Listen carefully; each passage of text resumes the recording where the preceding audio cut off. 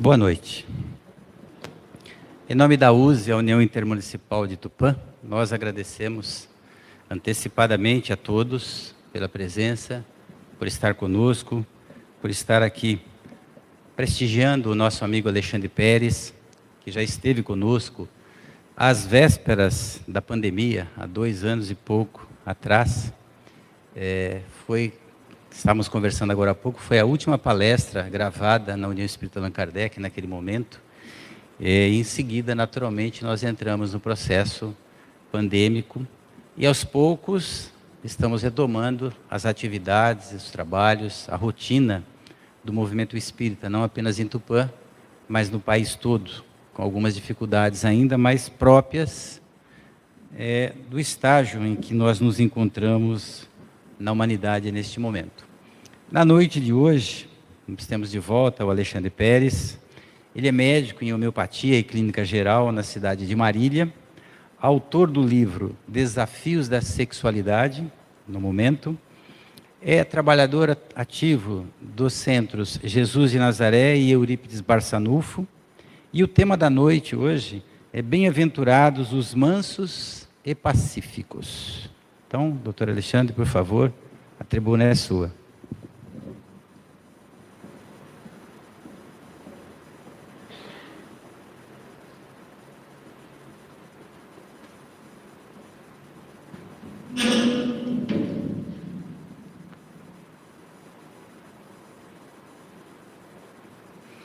Boa noite, pessoal.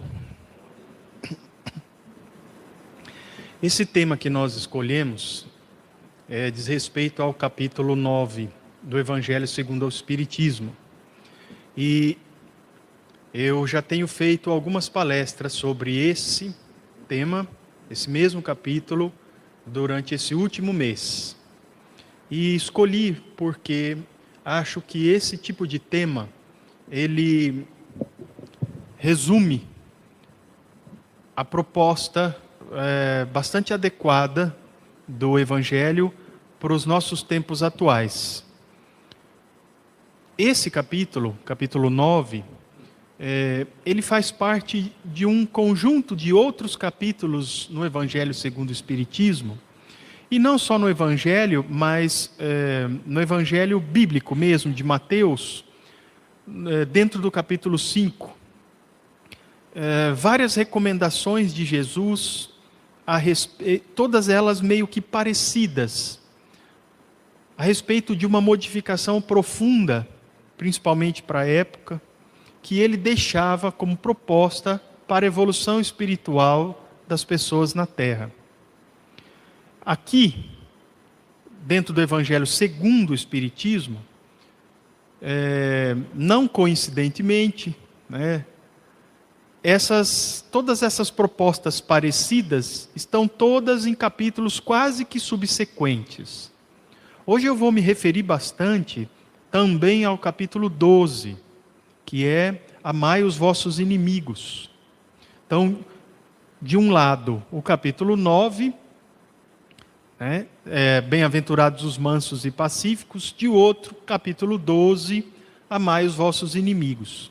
Entre esses dois capítulos, existe ainda, bem-aventurados que são misericordiosos, amai o vosso próximo, todos de propostas semelhantes.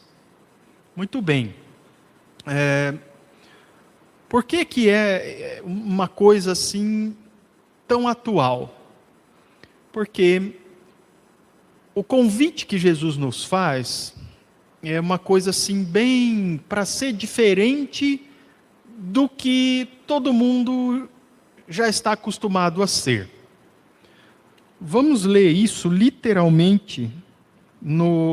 Vamos lá para o capítulo 12, Amai os vossos inimigos, no item retribuir o mal com o bem. Veja só.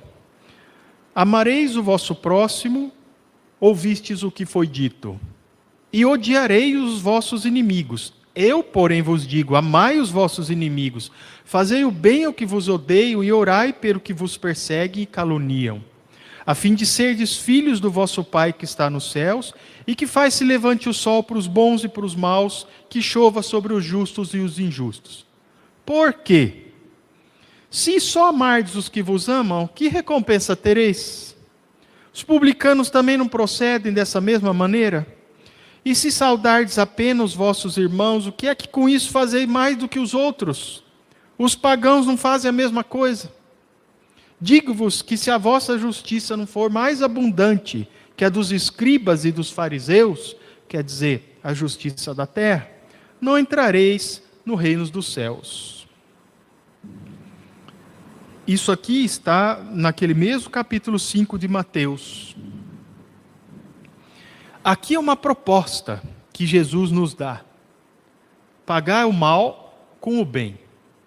Nós vamos começar aqui, porque essa é a proposta, por incrível que pareça, mais leve, dentre essas todas que vêm em sequência. Pelo menos pague o mal com o bem, ele diz. É fácil você amar, agir bem, ser simpático, acolher aquelas pessoas que também são assim com a gente. O difícil, a proposta, o a mais, o que eu deixo para vocês, diz Jesus, como modificação, é que aqueles que não vos são afins, até aqueles que vos odeiam, aqueles que lhes querem mal, pelo menos não pague esse mal com mais mal. Não pense igual, pense diferente. Na hora, Kardec já vem dizer, olha, é impossível que a gente consiga amar uma pessoa que diz ser nossa inimiga da mesma forma que há um parente. Não dá para se sentir à vontade da mesma forma. Mesmo porque existe uma lei física, diz Kardec ainda mais à frente, que impede que isso aconteça, que é a lei de afinidade fluídica. Só de chegar perto dessas pessoas, a gente sente um antagonismo fluídico, uma sensação desagradável muito grande. Então, não há como você acolher da mesma forma os espíritos que lhes são afins, né? Mas então qual é o objetivo? Ele também é bastante claro nesse sentido. O objetivo é amar os inimigos, é não lhes guardar ódio, nem rancor, nem desejo de vingança. É perdoar-lhes sem segundas intenções incondicionalmente. É isso que o Kardec diz, que Jesus gostaria de nos ensinar com esses dizeres, né? Que, como ele também esclarece, não podem ser levados ao pé da letra, mesmo porque a tradução, as expressões idiomáticas da época, né, querem dizer outras coisas. Mas, enfim, já é muito que a gente, pelo menos, não queira revidar, que a gente apenas já não pense semelhante, né, com o mesmo mal, com o mesmo ódio, com a mesma raiva. Veja que por essa proposta, por este convite, ele está pedindo apenas que a gente não pense, não sinta da mesma maneira. Procure estar de uma forma diferente, mais superior.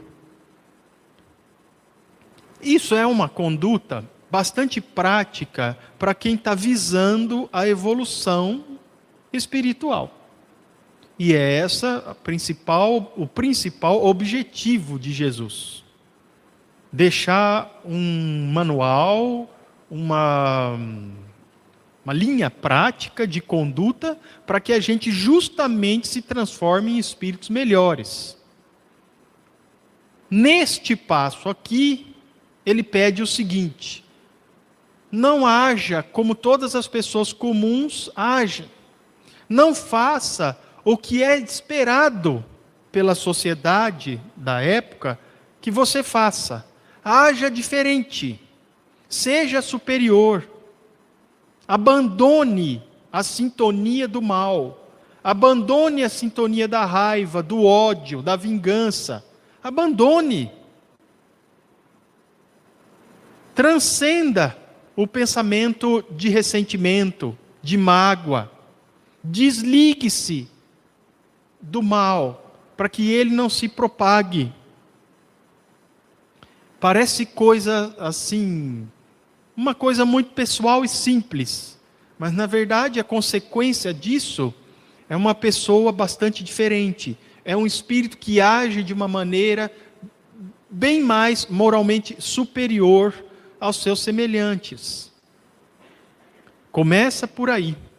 Mais à frente, um pouquinho ainda nesse capítulo, ainda relembrando Jesus, no mesmo Mateus, um pouquinho mais à frente, olha a citação que o Kardec escolhe.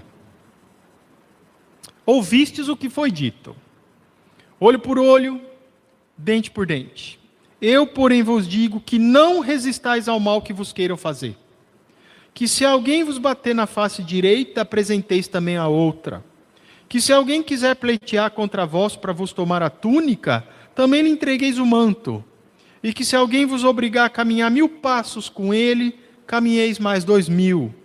Dai àquele que vos pedir, e não repilais quem vos queira tomar emprestado.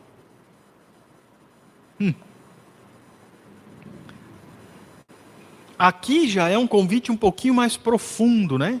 Porque a situação em que Jesus nos coloca nessa hipótese é algo um pouquinho mais comprometedor. Quer dizer, alguém veio e bateu na sua face. Alguém veio e quis lhe roubar. Você foi vítima de uma injúria e de uma violência. Não apenas de uma maledicência, não apenas ficou sabendo que alguém lhe queria mal, que você tem um inimigo. Você foi vítima de um ataque pessoal. E o que você faz? Qual é a conduta que Jesus propõe para que a gente se transforme em espíritos melhores? Ao pé da letra ele diz: bateu aqui, você dá a outra face. Se ele quiser levar seu manto, dá a túnica. Ao contrário. Se ele quiser que você te sequestre e caminha 1000 passos com ele, se dispõe a caminhar até mais 2000. E na prática, o que é isso, minha gente? Kardec já vem logo em cima, né? E diz, olha, espera aí um pouco. Isso aí não quer dizer que a gente não deve repreender e condenar o mal. Que a gente não deve ter leis e não deve haver punição. Isso não quer dizer que a gente deve ser dócil a qualquer tipo de desequilíbrio. Porque senão, a sociedade viraria o caos. Porque senão, o mal ficaria livre para agir. Não existiria sequer civilidade. Na prática, aquilo ali quer dizer uma outra coisa. A situação é bem esta em que a gente acabou de ser verdadeiramente agredido. Qual é a conduta que Jesus propõe? Não reaja. Não reaja. Seja dócil. Se baterem na sua face, não reaja. Fique humilde, vira outra. Como quem dissesse assim, se for bater de novo, deixa bater, eu não vou reagir. Se alguém virar e quiser levar um objeto seu no meio da rua, em casa, não reaja. Deixa levar o outro também se quiser. Se alguém lhe sequestrar ou qualquer coisa assim, não reaja. Vá, seja dócil. Por que isso? É óbvio, né? Além de ser um conselho muito prático, porque a gente sabe muito bem o que acontece quando a gente reage, as coisas sempre acabam mal. Ou para o que está praticando o mal, ou é a gente que passa a praticar o mal e ser idêntico. Agir de uma forma semelhante, má, violenta. A não ser que seja estritamente em legítima defesa, e essa legítima defesa a gente também sabe que é polemicamente muito relativa, né? Até que ponto eu posso machucar o outro para tentar me defender? Jesus na cruz, Jesus açoitado, Jesus coroado de espinhos, Jesus cuspido, Jesus caído, Jesus ensanguentado, não agiu em legítima defesa, do jeito que a gente entende. O exemplo, a proposta dele é: não reaja, seja manso, seja pacífico, não seja violento, não faça a mesma coisa, não pague na mesma moeda, mesmo vítima de violência. Isso não quer dizer que a gente concorda com a violência. Isso não quer dizer que a gente abaixa a cabeça para a violência. Isso quer dizer que a gente não é violento. A gente não concorda, mas não paga na mesma moeda. A gente não acha certo, mas não violenta o outro em troca de uma violência recebida. Muito bem. O interessante aqui é que o Kardec vai mais além e fala sobre aqueles que não pensam assim. Ele diz assim, olha, os preconceitos do mundo sobre o que se convencionou chamar ponto de honra, nessa situação de ser agredido, produzem uma suscetibilidade sombria, nascido do orgulho e da exaltação, que leva o homem a retribuir uma injúria com outra injúria. Veja só, ao orgulhoso esse preceito parecerá uma covardia, pois ele não compreende que haja mais coragem em suportar um insulto do que em se vingar, em virtude da sua visão, e aqui é que está o pulo do gato, ser incapaz de ultrapassar o presente.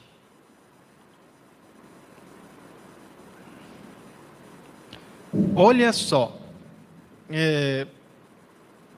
vou complementar alguma coisinha a mais. Cabia ao Espiritismo provar por meio da experiência e da lei que rege as relações entre o mundo visível e o invisível, que a expressão, olhe bem a expressão, que era comum na época, extinguir o ódio com sangue, é radicalmente falsa. Que a verdade é que o sangue alimenta o ódio, mesmo no além-túmulo. Muito bem. Por essas palavras, Jesus não quis condenar a defesa. Jesus quis condenar, se é que a gente pode dizer assim, a vingança. A vingança. Então, quando a gente retribui o mal com o mal pelo pensamento, e retribui o mal com uma ação também má, nós estamos nos vingando. E quando a gente se vinga, nós estamos agindo não de uma maneira normal, mas de uma maneira menos, moralmente falando, do que a normal. Nós estamos sendo iguais aos nossos agressores, tão animais, tão primitivos, tão bestiais quanto eles. É nisso que estava a preocupação de Jesus. Se de alguma forma a humanidade, o ser humano, não conseguir em si mesmo brecar as manifestações do orgulho, do egoísmo, da raiva, do ódio, da vingança, a humanidade como um todo jamais progredirá. Jamais progredirá. O ponto de honra, moralmente falando aqui, é qual a sua capacidade de pensar diferente, qual a sua capacidade de transcender os seus instintos. Essa é a preocupação maior de Jesus quando propôs estas coisas aqui ainda no capítulo 12. Amai os vossos inimigos. E ele vai mais além, o Kardec aqui, dizendo que nós que somos espíritas, não podemos agir com o mesmo preconceito, porque nós não temos só a visão do presente. Porque se fôssemos materialistas, imediatistas, nós realmente desejaríamos fazer justiça pelas próprias mãos. nós iríamos nos vingar, nós iríamos nos defender violentamente. Mas como nós sabemos do passado e sabemos do futuro, nós temos uma visão mais ampla que nos faz entender essa situação de uma forma bem diferente. No passado, talvez eu tenha carregado de lá, executado por lá, ações, choques de retorno, comprometimentos morais que me colocaram nessa situação. E no futuro, eu quero justamente não repetir essas experiências, não sofrer essa convivência com os maus. Eu quero transcender. Para nós, a proposta de Jesus se torna cabível, e só por causa disso é que ela se torna cabível, já que nós temos uma visão de várias reencarnações, de uma história do passado que vai ao futuro, e que no presente nós nos encontramos sob o dever e a oportunidade de nos tornarmos melhor para alcançar esse futuro tão desejado. Mais além, Kardec diz, se a gente não conseguir fazer uma coisa dessa, e extinguir o mal com sangue, naquele velho ditado que hoje em dia está novamente, horrorosamente em voga, bandido bom é bandido morto, Kardec responde assim, lê do engano, porque para nós espíritas, o inimigo morto é inimigo livre para ter acesso através da obsessão à sua casa, ao seu lar, à sua consciência, à sua intimidade mais íntima. Então, como disse o próprio Jesus em outras ocasiões, enquanto você está na estrada com o seu inimigo, apazigue-se com ele antes que ele te leve ao juiz. Antes que as coisas piorem. A mensagem por trás de todas essas coisas é: promova a concórdia, extingua o mal com ações no bem. Antes de tudo, por este capítulo, ele pede, aonde que o mal deve ser extinto primeiro? Dentro da gente, na nossa estrutura psíquica, nos nossos sentimentos, para que depois as nossas ações sejam coerentes com isso. Primeiro, se extingue o mal dentro de cada ser humano. Aí então, o mal será extinto na sociedade em que vive esse ser humano. Olha no que pensava Jesus. Falava para nós, ainda ingênuos na época, totalmente ligados aos domínios do instinto. Olho por olho, dente por dente. Vai amar só os seus amigos, os inimigos não importam. Esse convite cai, talvez prematuramente demais naquela época, né? Não sabemos. Provavelmente não era assim aos olhos de Jesus. E ainda hoje ele precisa ser relembrado e bastante relembrado. Numa época em que nós estamos, numa situação de quase que guerra psíquica no mundo inteiro, guerras acontecendo, disputas políticas, disputas sociais, nós contra eles de um lado, nós contra eles de outro, aonde a gente socialmente é instado a participar de um lado ou de outro, instado a comentar sobre as coisas odientas daqueles que não pensam como nós, instado à intolerância e, quiçá, até instado à vingança. Como é que não pode ser importante que a gente reviva, reestude, reentenda, renove uma proposta como essa? Que até pouco tempo, de tão esquecida, adormecida, ela era pouco vista, pouco falada. De um lado, porque nos parecia uma coisa inalcançável. De outro, porque inimigos, essas coisas assim, ninguém está mais vivenciando isso. Pois olha que coisa. Nada mais adequado ao nosso mundo, ao nosso Brasil, à nossa região, à nossa cidade, do que esse tipo de proposta. Aí então, nós vamos para o capítulo realmente o 9. Bem-aventurados que são mansos e pacíficos. A mansuetude e, como é que a gente fala, o pacifismo, né? A mansuetude e o pacifismo são consequências posteriores do não pagar o mal com o mal. Consequências posteriores do não reagir ao mal com mais mal, fugir à vingança. Consequências posteriores. A mansuetude e o pacifismo denotam uma modificação interna, uma ideologia diferente, um pensamento já em outro nível. A mansuetude, diz Kardec, é consequência. Olha que bonito. Opa.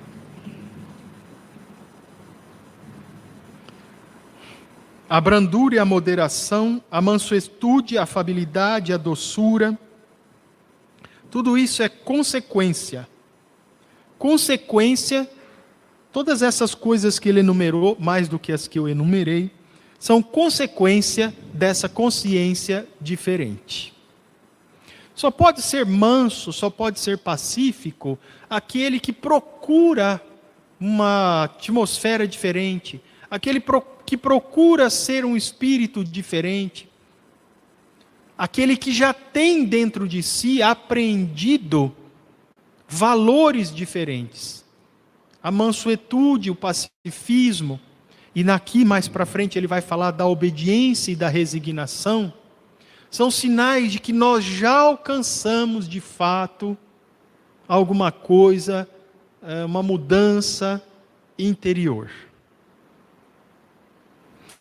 Obediência e resignação são coisas que assim, não são admissíveis para o orgulhoso e para o egoísta, para o imediatista. Por quê? Diante do imediatismo e do materialismo, obediência e resignação significam, muito provavelmente, a retirada dos seus direitos. Uma oportunidade que você tinha de realizar alguma coisa para o agora, que vai ser adiada. Então isso é intolerável. Obediência e resignação é coisa para fraco. O próprio Lázaro é quem dá a mensagem sobre obediência e resignação, dizendo o seguinte, uma coisa assim, brilhante, um raciocínio brilhante. Vamos ver se eu vou me lembrar de cor. A obediência, eu não vou cometer o gafe não, vai que eu erro aqui, né? A obediência é o consentimento da razão. E a resignação é o consentimento do coração. O que é que quer dizer isso? Quem obedece é quem racionalmente entende que é melhor eu obedecer. Por uma razão ou por outra. É o consentimento do raciocínio. Estou raciocinando aqui, nessa situação, eu acho que é melhor obedecer. O materialista também obedece. Talvez não por um consentimento sincero, mas por uma conveniência, oportuna. Aqui ele está dizendo do consentimento da razão. O espírito que obedece é porque ele vê racionalidade, ele vê razão, ele vê de fato que aquilo é o certo a ser feito. Então ele obedece. Obedece aos outros? O contexto aqui não diz isso. O contexto aqui diz que obedece às propostas cristãs, às propostas evolutivas, às propostas de Cristo. Obedece às leis morais. por um consentimento da razão. A resignação é uma coisa mais profunda. É o consentimento do coração. Quer dizer, da emoção, do sentimento. A resignação é quando a gente aceita. A obediência nem sempre a gente aceitou, mas entendeu que tem que ser obedecido. A resignação é a aceitação, é estar de pronto acordo. O sentimento já não mostra mais dúvida. É o consentimento do coração. Eu concordo plenamente, eu me sinto bem, eu vibro de acordo, eu estou no mesmo entendimento moral. Eu aceito e faço. Então, eu obedeço e estou resignado a obedecer. Muita gente pode pensar que a resignação tem mais a ver com uma coisa do tipo, eu queria fazer outra coisa, né? Mas eu aceito que eu vou fazer isso, porque não tem jeito, então eu estou resignado. Não é isto que o Lázaro aqui, não é a isto que o Lázaro se refere. Ele está falando mesmo do consentimento do coração, por motivos bastante embasados, por motivos interiores bastante sedimentados. Certo, pessoal? Então, para você ser manso e pacífico, para ser bem-aventurado como manso e pacífico, é necessário ter adquirido esse conhecimento. Não pensar mal do mal, não reagir com o mal ao mal, e ao mesmo tempo antepor ao mal a sua mansuetude, o seu pacifismo, a sua obediência, a sua resignação. São qualidades de espíritos mais lúcidos. Mas lúcidos em relação a quê? Afinal de contas, para quê isso tudo? Como se não bastasse, nesses 2 capítulos, Kardec relaciona diversas mensagens dos Espíritos, falando justamente das más qualidades que antagonizam esses convites de Jesus. Por exemplo, aqui no capítulo 9, Bem-aventurados que são mansos e pacíficos, ele fala sobre a cólera. Ele coloca uma mensagem de Samuel Hahnemann, fundador da homeopatia, tinha acabado de desencarnar, há muito pouco tempo, falando sobre a cólera. E o Hahnemann aqui, acho que muita gente já leu essa famosa mensagem, né? O Hahnemann aqui, ele diz que a cólera não é uma coisa do corpo. Muita gente naquela época se desculpava por agir colericamente, porque eu sou assim mesmo. A minha personalidade, como se fosse uma coisa ligada ao seu corpo, como se o seu corpo tivesse um comportamento que te arrastasse. Ele fala do corpo bilioso e o corpo linfático. O corpo bilioso é aquele nervoso, o corpo linfático é aquele apático. E o Hahnemann diz, não tem nada disso. Se uma pessoa violenta reencarna num corpo linfático, nem por isso deixará de ser violenta, e o contrário também é verdadeiro. A cólera é o proceder da violência, é o proceder do mal. A cólera é um sinal de primitivismo. A cólera é um movimento instintivo que nos corta a racionalidade para que a gente tente sobreviver às custas de todos os recursos irrefletidamente que nós tivermos nas mãos. A cólera faz com que a gente mate. A cólera faz com que a gente faça sofrer.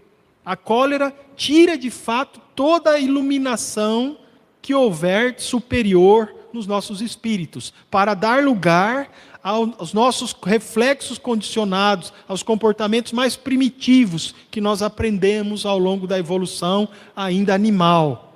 A cólera, portanto, é o que evidencia, naqueles momentos, que nós realmente ainda pertencemos às baixas classes da evolução. Então, ele chama a atenção para que, se você não for assim, provavelmente você pode ser assim. A cólera. No outro capítulo, que é o 12, o amai aos vossos inimigos, ele chama a atenção para a vingança. Ele chama a atenção, numa outra mensagem, para o ódio. Dizendo da mesma forma que tanto a vingança quanto o ódio são... A vingança é o pensamento executado para pagar o mal com o mal, né? E o ódio é o sentimento que a intolerância, o orgulho e o egoísmo mais fomentam na inconformidade dos seres mais inferiores. Então, quando a gente age com vingança e quando a gente alimenta o ódio, igualmente nós estamos nos prendendo ao chão evolutivo, da onde todos nós viemos. Nós estamos retrogradando. Se é que a gente já saiu, estamos retrogradando na escala evolutiva moral. Então ele chama a atenção, olha, eu falo dos convites de Jesus, mas eu digo que se não houver uma consciência de que a gente pode ser tão primitivo assim, se não houver uma intencionalidade de que para abandonar esse modo de ser, a gente precisa executar as propostas cristãs, a gente realmente não sai do lugar. Uma outra coisa aqui, minha gente, que eu não posso deixar de ler para vocês, que é um negócio assim...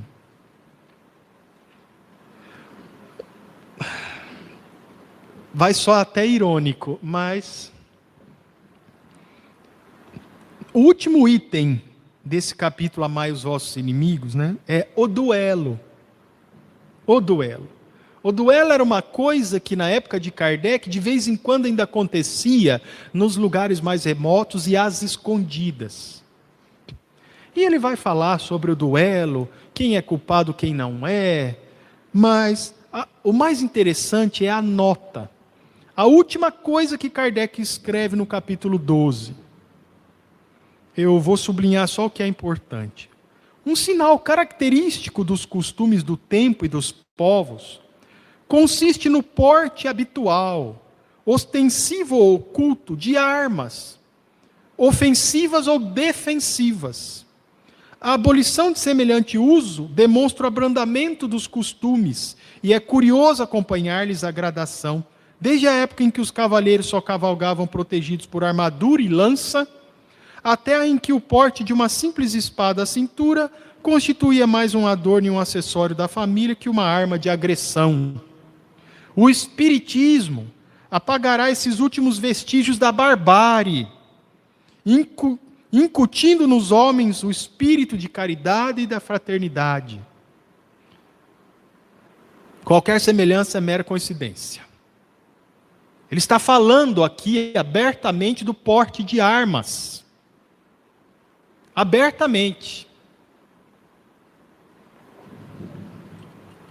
E ele diz que a fraternidade e a caridade é que porão fim a este tipo de ideia. Ele está dizendo aqui que essas e outras semelhantes deveriam estar diminuindo, essas ideias, diminuindo com a evolução das sociedades. E, no entanto, por uma razão ou por outra, nós estamos recrudescendo isso. E não é só no Brasil. Nós estamos vendo que em outros países, as pessoas estão, em desequilíbrio ou não, recorrendo às armas para agredir. E recorrendo às armas para se defender. agredindo aquele outro que a agrediu. Maior exemplo contra a mansuetude e o pacifismo não há. Nós hoje fazemos apologia do direito de reagir, da liberdade de se defender, esquecendo que a toda ação corresponde uma reação. Que o inimigo, quando está encarnado, é melhor do que quando está desencarnado. Que se baterem na sua face, o que você faz? Disse Jesus. Não reaja, meu filho, não reaja.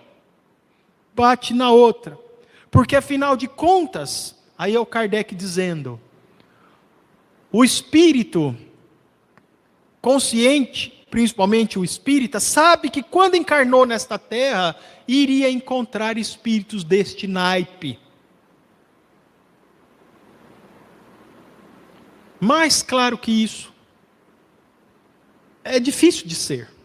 Né? Está aqui, textualmente, para quem quiser. Então, eu vou dizendo a vocês que não só esses 2 capítulos, como os outros semelhantes, quase todas as bem-aventuranças, e os outros subsequentes do capítulo 5 de Mateus, do versículo 2 até o versículo 50 e pouco, estão propostas importantíssimas de Jesus, dirigidas não à sociedade. Não são críticas aos governantes daquela época. Não são milagres que ele está fazendo. Ele não está falando de apostolado, ele não está falando de igreja, ele não está falando de efeitos. Ele está falando aos nossos espíritos. Naquele momento, ele está dizendo, eu vim para dizer a vocês, sejam espíritos melhores, transcendam a sua forma brutalizada de agir, vençam o primitivismo ancestral, apaguem o mal dentro de si, para que ele se apague na sociedade. É só desse jeito que nós vamos conseguir alguma coisa, no sentido de uma qualidade espiritual melhor. Uma última mensagem dos Espíritos, no capítulo 9, é sobre a paciência. Nós já lemos várias vezes esse capítulo. A frase que eu mais gosto aqui, e esse capítulo é de um espírito amigo, em Le Havre, de 1862. A vida é difícil, bem eu sei. Compõe-se de 1000 nadas que são outras tantas picadas de alfinetes, mas que acabam por ferir. Se, porém, atentarmos nos deveres que nos são impostos pelas leis morais, nas consolações e compensações que, por outro lado, recebemos, havemos de reconhecer que as bênçãos são muito mais numerosas do que as dores. Coragem, amigos, o Cristo é o vosso modelo. Ele sofreu mais do que qualquer um de vós, nada tivesse de que se censurar, ao passo que tendes de espiar o vosso passado e de vos fortalecer para o futuro. Por isso, e é só por isso, que é conveniente a gente não pagar o mal com o bem. Que é conveniente a gente obedecer essas coisas. Que é conveniente a gente virar a outra face, não reagir, não pagar o mal com o mal. Jesus, sabendo da realidade ampla da vida eterna do Espírito da Terra, disse assim, olha, talvez hoje vocês não enxerguem, mas façam o que eu estou dizendo. Essa é a parte mais importante do agir, do conquistar, do se modificar. É o amor. É sair do primitivismo em direção ao amor, ao respeito. Não cultivar o ódio automaticamente significa não dar passagem para o mal. É assim que se faz a transição planetária. É assim que se muda de um mundo de expiação para um mundo feliz, ou de regeneração, antes disso, né? Mas é assim, é com essa modificação. Então deixo para vocês essa análise, minha gente. A minha intenção é mostrar esse convite justo nesse momento crítico da nossa sociedade, em que nós fomos tão envolvidos, escutamos tantas coisas, todos os dias, batendo na palavra de ordem, de ódio, de intolerância, de disputa, de partidarismo, que a maioria de nós, já absorveu o direito de não querer aceitar, o direito de querer reagir de uma forma intolerante, o direito de criticar, o direito de não respeitar, o direito de fomentar nas redes sociais a nossa opinião intolerante, como se isso não tivesse consequências. Se nós não conseguirmos fazer isso, nós vamos amargar estas consequências. Nós vamos conviver com o resultado daquilo que a gente plantou. Dois que brigam para dois partidos, ou vários, para duas posições, só existe um remédio para a paz: a concórdia. É a concórdia. Nós não estamos lutando dentro do Espiritismo para a concórdia? Deveríamos estar lutando para a concórdia. É isso que Jesus pede. O que a gente escuta por aí? O que a gente fala no WhatsApp, no YouTube? O que a gente vê na televisão? Como nós estamos colaborando para essa situação? Com concórdia? Com pacifismo? Com bondade? Com mansuetude? Com fé? Com paciência? Com esperança? Com visão? Esse é o convite do Espiritismo, portanto, de Jesus Cristo para todos nós. Muito obrigado, pessoal. Obrigado.